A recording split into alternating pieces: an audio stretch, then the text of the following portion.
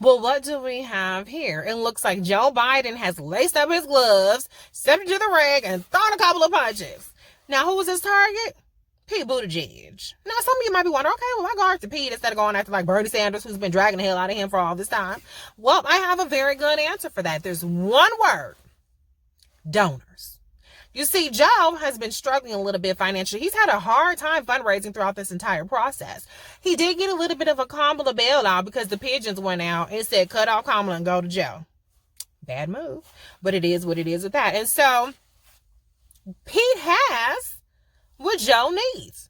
And I know the first thing you're going to say is, well, what does he have? Because Pete has no black support, and so he's not viable. Well, I'll tell you what Pete does have: donors. He has the donor class, and you need the donor class to be competitive, period. It doesn't matter how much motherfucking margin or polls say that you had a black vote. If you don't have money, you cannot compete, period. That's how this works. And so what Joe needs to do is he needs to hold on to those donors that he has, and he needs to peel off some of those donors that Pete has. And that's a tall order. Because if I'm a rich ass white person, I'm looking at these results out of Iowa, I'm looking at Joe like, what the fuck? They're dismal.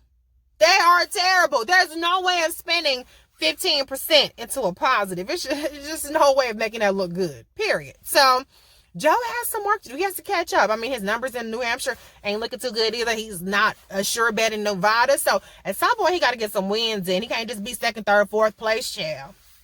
Not with these donors.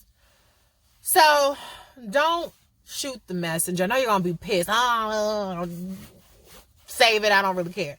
I'm just a player in the game. I'm not indicting Joe. I'm not saying that he's out of the running, and I'm not endorsing Pete, because I'm telling you what, honestly, the person I really think is going to benefit is Michael Bloomberg, because his entire candidacy has been staked on the fact that Joe Biden will collapse. And when he does, or if it does, he'll be waiting in the wings with his hundreds of millions of dollars and his army of staffers. And so that's why, on a total sidebar, if I'm Kamala, my ass is neutral as long as possible to see how all this plays out.